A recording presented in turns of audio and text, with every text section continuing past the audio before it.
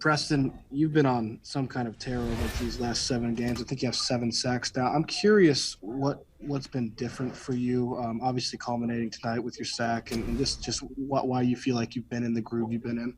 Man, we got a lot of guys playing well across the board. You know, you got the DBs. Before you get sacked, you got to give credit to the DBs and the other guys rushing. I got Rajon over there. He was making it tough for the lead, to lead the team in sacks. And we chasing it, we competing every day, every game. And the other guys just rushing like Dean and Kenny and Double A and a lot of guys that are contributing. They're making it a lot easier for me by demanding slides and double teams and chips, and they just allow me to get after it because we all applying pressure, we all chasing after the quarterback, and we got the DBs covering and the linebackers covering. Everybody's in the right place at the right time, and it's just perfect timing for me. Mark Daniels. Preston, you got me okay? Yeah, I can hear you. Good. You knew they weren't going to have Cousins. You knew Thielen was out. You obviously had to focus on Cook, but 12 touches, 13 yards for this guy. Talk about the job he did there. Man, we just had a big emphasis. We know what type of player Dalvin Cook is, and we know how he can hurt teams. We know last year, if he could kick field goals, he could have beat us himself. So we know what type of player he can be for their team and how he can hurt opposing teams. We know his ability to carry the ball and to make big plays at any given moment in the game.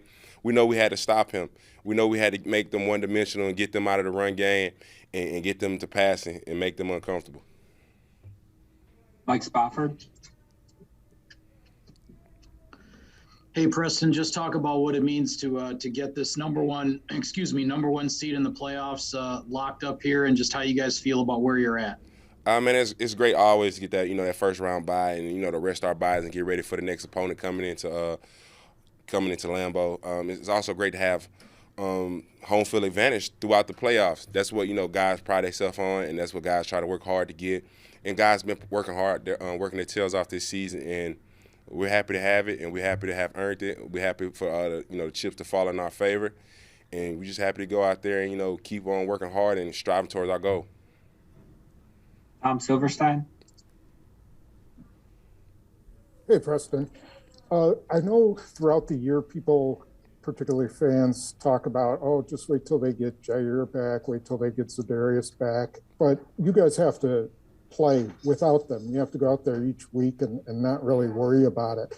What is the mindset, of a defense when you're missing the best two guys and you're able to play the way you have? Man, no matter what the circumstances are, everybody has to step up when their name is called, and they have to answer. They got to go out there and give maximum effort.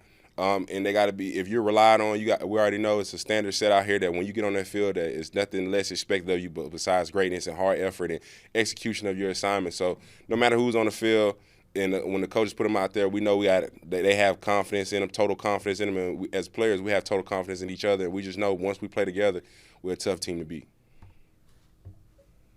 Ryan Wood.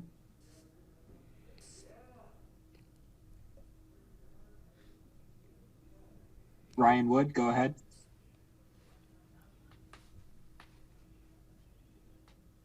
A little quiet. Mark Daniels, if you have another one, go ahead. Yeah, Preston, you got me again? Yeah, I can hear you.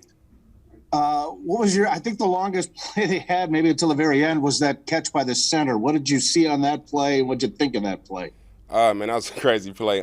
Most linemen, usually just catch the ball and fall, but he was athletic enough to catch it and keep going and gain some positive yards for his team. It was a great coverage by Amos and great deflection. We probably wished it didn't go up in the air as high for the center to have time to recover and from blocking and catch it and get going like he did. Ryan Wood, if you're with us, go ahead. Hey, Preston, you mentioned getting the top seed. It's a familiar spot for you guys, obviously second straight year. I'm curious, how does this feel different this year, having had the experience of last year, both having clinched, having not gotten to the Super Bowl? How does this accomplishment feel different this year? Man, I just think, we're the number one seed in another year. So, and it feels different because only one team gets the first round bye.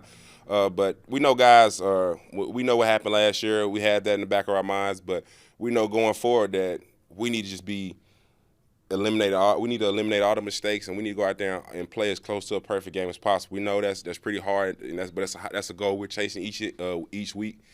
in each game, and we're just trying to make sure that we go out there, play together. We play for one another. We play fast and physical, and we make plays to help our team out in any way possible. Tom, if you have another, go ahead. Yeah, Preston, before the 2019 season, there have been a number of guys here who hadn't played in the playoffs, who didn't really know what it was like to be there or to get to the NFC Championship game. You guys have been there twice. What's that going to do for you going forward, do you think? I mean, just having that feeling 2 years in a row and knowing, that we don't want to have that feeling again.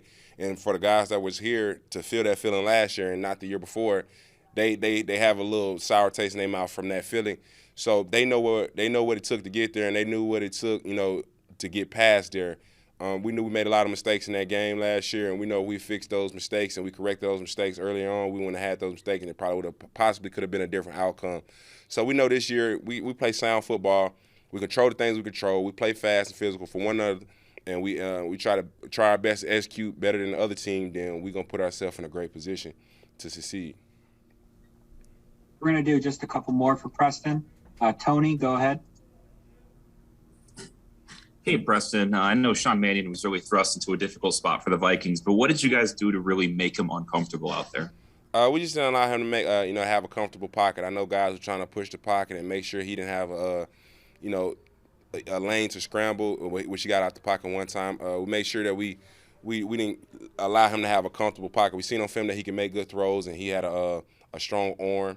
And we just know we had to make him uncomfortable in the pocket and then allow him to make easy throws that can help his team. Last one for Preston. Todd, go ahead.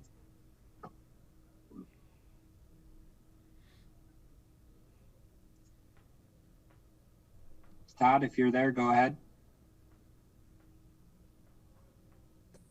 Hey, Preston, can you hear me? Yeah, I can hear you. Yeah, really quick. 8-0 at home so far this season. You're the only team right now that's unbeaten going into the playoffs. How big is that? And trying to really back that up now in the next couple of weeks. Man, it's really important, man, because you want to win all your games at home. And it means a lot to come in here and play in front of this fan base and in this stadium, this historic stadium.